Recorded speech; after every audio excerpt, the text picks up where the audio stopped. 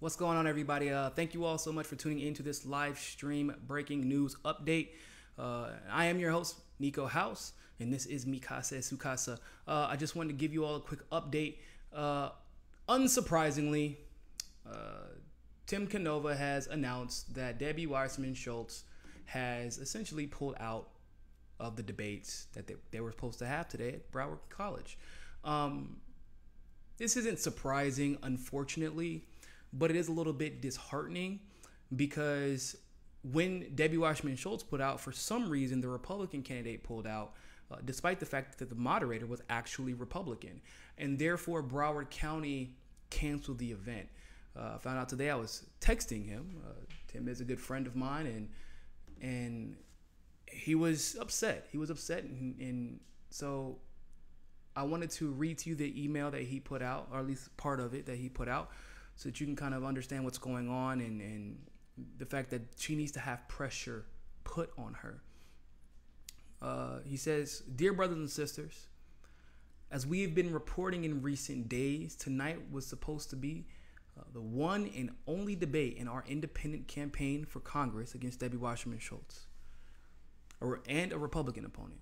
Unfortunately, the debate has been canceled. Please excuse this long email. I'm not going to read all of it, but I'll read the important parts. But I want you to know why." Which is why I loved him, by the way. He doesn't ever hold anything back. He kind of wears his heart and his intentions on his sleeve. And I love people like that. We need more politicians like that. But first, Debbie Wassermann Schultz did not even have the good grace to respond to the invitation made by Broward by Broward College on behalf of their students. No response at all. And here's an indication of Wassermann Schultz's absolute hypocrisy. Last night, she attended the debate of candidates for Florida governor at Broward College, people. At Broward College. She was just there. This is today. But this is last night. She doesn't live far away. She got their invitation. Maybe the students' invitation got lost in the mail.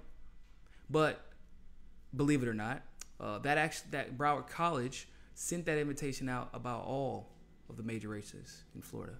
So that's why they were in Broward College at the debate yesterday for the Florida gubernatorial candidates, because they invited them. Debbie Wassermann Schultz came for that and yet decided that it wasn't important enough to go to this one. I want to continue. And I love the way Tim put this. Apparently, everyone else should be expected to debate opponents and answer to the voters, but not Debbie. The debate was going to proceed without Wassermann Schultz, but his Republican candidate, Joe Kaufman, had already accepted Broward College's invitation. But Kaufman canceled this morning, even though the replacement moderator was a Republican who has served as a press secretary to a number of prominent Florida Republicans, including Florida's Attorney General. So the race is actually going to be skewed against Tim Canova because he's the only independent. So, yeah. Broward County felt compelled to cancel the entire event rather than letting him take the stage, as in Tim, alone, as the only candidate in the congressional district willing to debate.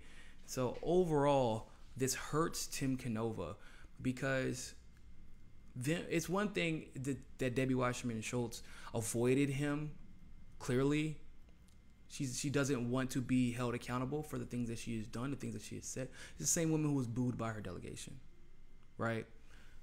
It's the same woman between her and Hillary, I'm not sure who has the more prominent kiss of death when it comes to endorsements, but pretty sure both of them are right up there. Actually, I would probably have to say Debbie Wassermann Schultz, because even though Hillary is the kiss of death, Debbie Wassermann Schultz screwed her by doing such a sloppy job of ruining the election. So, here's what's interesting. Here's what's more interesting, in my opinion, is that he goes on to say that his opponent has also rejected a town hall invitation from March for Our Lives. Now, if you all recall, March for Our Lives was a group created. It's an official group created by the Democrats. I mean, for all intents and purposes, it was astroturfed by Florida Democrats specifically. Debbie Wasserman Schultz was a part of it. Levine was also a part of it. And essentially, and just to make sure that we get it accurate, it is a group formed by high school students in the aftermath of the Marjorie Stoneman Douglas High School shootings in Parkland, Florida, earlier this year. And once again, Debbie Wasserman Schultz didn't even give those kids a response, but she was out campaigning, talking about taking everybody's guns, pretending like she cared about those kids.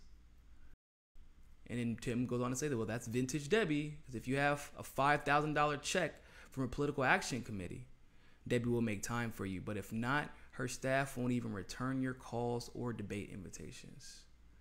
Which says a lot. Wasserman Schultz and Kaufman both pretend to care about school safety, the lousy conditions in our public schools, and the concerns of college students, and yet, when push comes to shove, they both avoid invitations from students to appear in public, debate issues, and answer their questions.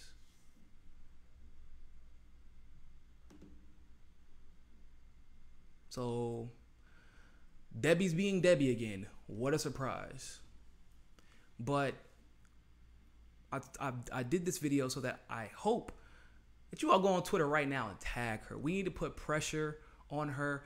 And if we can't put pressure on her, then we need to show all of South Florida, specifically Broward County, specifically District 23, that Tim Canova is the one who has been willing to go up and talk about the issues. He's been the one willing to talk, go appear at these events and have conversations and meet people face to face. He was the one who wanted to talk to March for Our Lives. He was the one who wanted to speak in front of Broward College. He's the one who is always there when you call.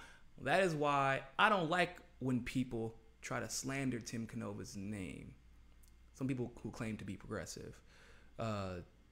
Because as one of the most genuine, sincere guys that I know who has made so many sacrifices for this race that he absolutely intends on winning.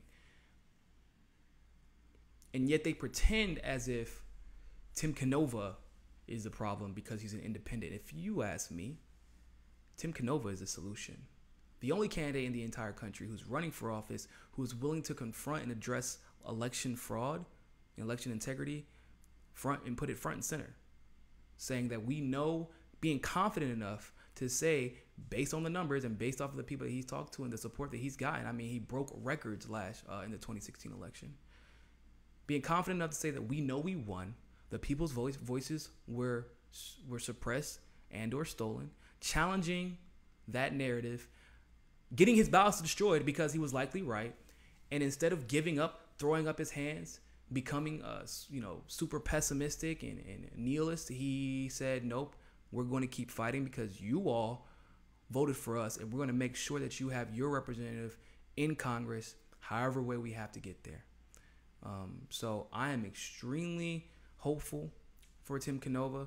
I hope you all go to his website right now, timcanova.com, donate.